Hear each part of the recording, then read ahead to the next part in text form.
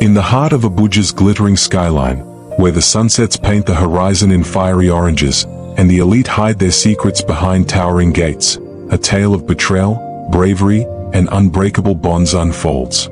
This is the story of Ezinne, a humble maid whose quiet vigilance shattered a deadly plot and rewove the threads of destiny.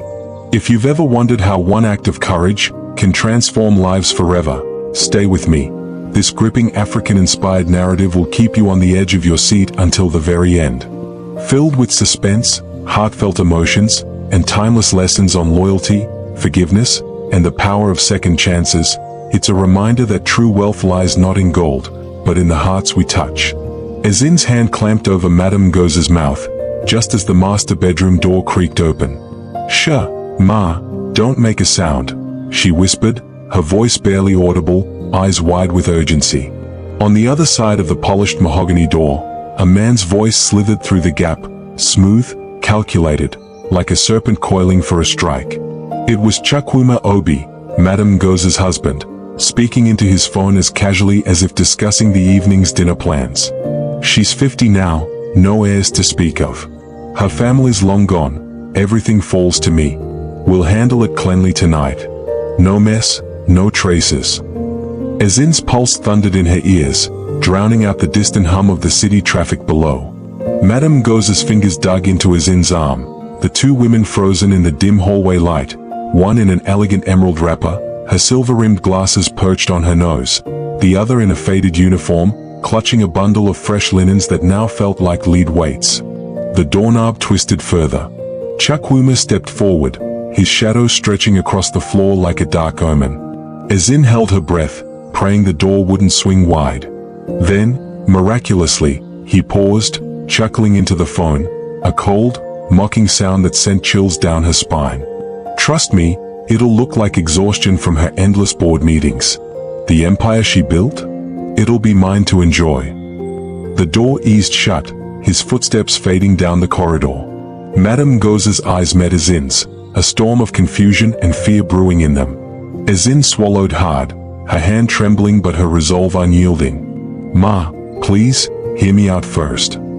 And so began the longest, most harrowing night of their lives, a night that would expose hidden treacheries and forge an unbreakable alliance. Earlier that day, dawn had broken over Abuja with a gentle warmth, the minarets of distant mosques silhouetted against the rising sun.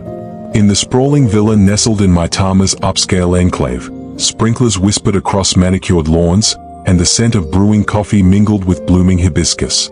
Ezinne had risen at 4:30 a.m., as she always did, slipping through the house like a shadow, polishing the crystal chandeliers until they sparkled like stars, arranging vibrant Ankara fabrics in the display cabinets, and ensuring every corner exuded peace. Life hadn't always been this structured for Ezinne. Orphaned at 18 after a tragic accident claimed her parents in a bustling market crash, she'd scraped by on odd jobs, washing clothes in crowded compounds, selling fruits under the scorching sun. Each day was a battle for survival, teaching her to observe keenly, move swiftly, and cherish the small sanctuaries she could create. 4 months ago, landing the position in Madame Goza's household felt like a blessing. "Make this home a haven," she'd vowed to herself, pouring her soul into every task. Madame Goza was a force of nature, the 50-year-old CEO of Nigeria's premier textile empire, her designs gracing boutiques from Wus to Asokoro. She commanded boardrooms with poise, her voice firm yet kind, always thanking Ezinne for the little things, a perfectly steeped cup of herbal tea after a long day, or fresh orchids by her bedside. In quiet evenings, they'd share stories over the grand dining table, Madame Goza in her flowing caftans, glasses dangling from a chain, speaking of dreams deferred and the child she'd longed for but never had. "Your touch brings calm to chaos," Madame Goza had said once, watching Ezinne fluff pillows with meticulous care. Ezinne smiled shyly. "And your wisdom lights the path, Ma." But amid the opulence lurked a shadow, Chukwuma Obi, Madame Goza's 52-year-old husband. Handsome with a disarming grin that masked his emptiness, he lived off her success, jetting to exotic retreats on her dime, flashing designer watches at galas. He never inquired about her burdens, only demanding more luxuries. Ezinne noticed the subtle digs, the eye rolls during her late-night calls, the discarded clothes left for others to tidy. She kept silent. It wasn't her place to judge. But she watched, her careful eyes missing nothing, including the wistful glances Madame Goza cast at the empty nursery tucked away in a corner alcove. That afternoon, dark clouds rolled in from the horizon, thunder rumbling like distant drums. Ezinne finished dusting the living room's marble floors, which gleamed like a serene lake, and headed to the master suite with clean sheets. As she approached, Chukwuma's voice pierced the air, harsh, conspiratorial. "I'm tired of pretending. She's barren. No kids mean no complications. Her parents are dust. The fortune's mine once she's out of the picture. Tonight, we make it happen. Stress from the business will be the perfect cover." Ezinne's world tilted. The linens nearly slipped from her grasp, but years of hardship had honed her instincts. She froze, silent as a statue. Her mind raced. Run? Scream? No. Careful hands, careful eyes. That's what saved homes from shattering. Footsteps approached from behind. Madame Goza, carrying a stack of reports, her perfume a soft floral whisper. She reached for the door, oblivious. In a flash, Ezinne blocked her path, dropping the linens and gently covering her mouth. "Ma, listen, danger inside."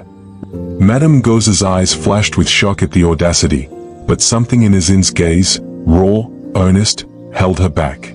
They stood statue still as Chukwuma's voice continued, "One dose in her evening tea. It'll mimic a heart episode. Clean, quiet. Then freedom, a new life, a fertile wife, real heirs." The words hung like poison in the air. Madame Goza's face crumpled, first disbelief, then a soul-deep agony that made her knees buckle. This man she'd married, shared her empire with, defended against whispers of his laziness, now plotting her end? Ezinne stared at her, mouthing silently, "Call police. Now." Tears brimmed in Madame Goza's eyes, but she nodded, retreating with Ezinne to the adjacent library. The door clicked shut without a sound.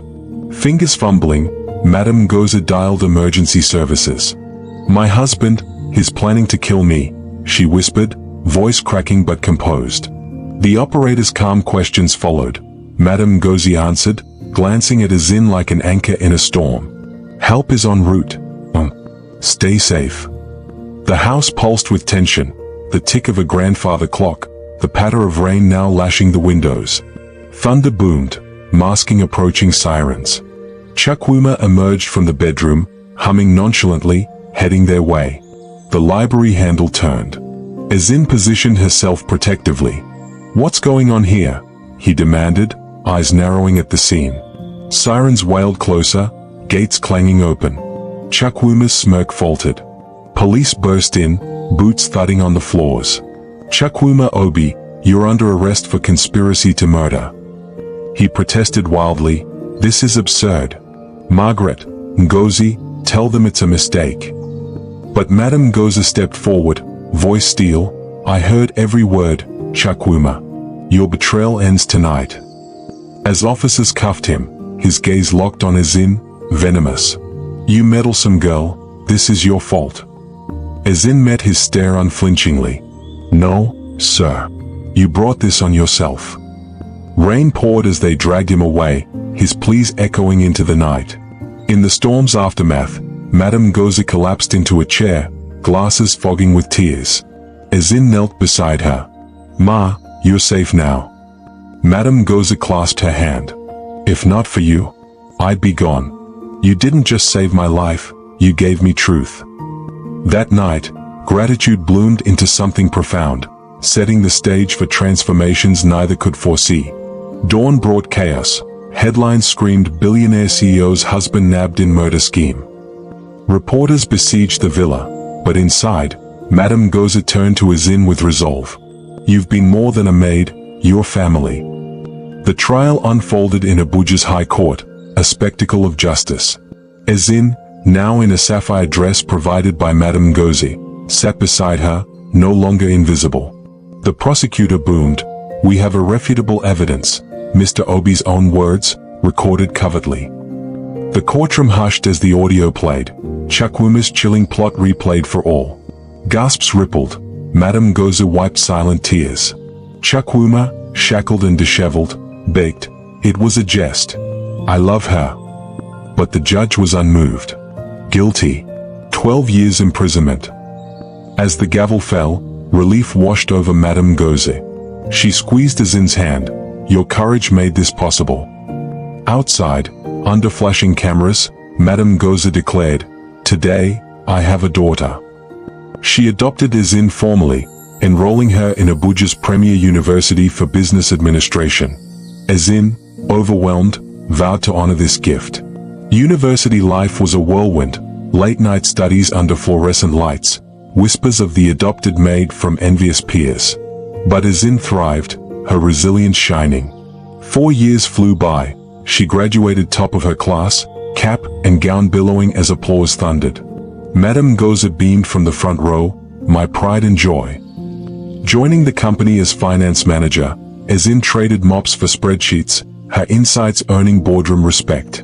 It was here she met Emeka, a sharp, compassionate executive with warm eyes and a laugh that lit rooms. Their connection deepened from professional chats to moonlit walks, culminating in a lavish proposal under starlit skies. Their wedding was a fairy tale, orchids cascading, guests in vibrant asoebi, Madame Goza sparing no expense. As Ezinne glided down the aisle in ivory lace, joy overflowed. "You've given me a family," Madame Goza whispered, tears glistening. Yet, shadows lingered. 2 years post-wedding, as Ezinne and Emeka built their life, filled with cozy dinners and dreams of children, Madame Goza confided over garden tea, "I must face Chukwuma. Forgiveness frees the soul." Ezinne protested, "After his treachery?" Madame Goza smiled wisely, "True strength lies in release." At the prison, gates clanged shut like final judgments.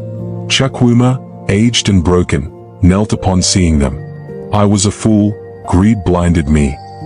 Madame Goza, composed, "I withdraw the charges.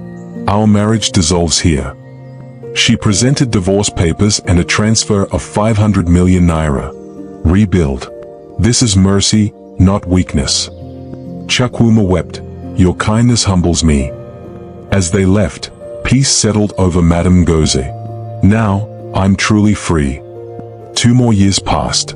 Ezinne cradled her newborn, Kayoma Joy, in arms warmed by love.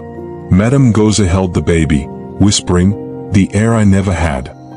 In that tender moment, Ezinne reflected, from orphan maid to cherished daughter, wife, mother, courage had rewritten fate. This tale teaches that loyalty echoes eternally, betrayal's chains break with forgiveness, and destiny favors the brave. If this story moved you, like, comment your thoughts below. Perhaps what would you do in Ezinne's shoes? And subscribe for more captivating African folktales. Share with a friend who needs inspiration. Until next time, remember, in the quietest whispers lie the loudest truths.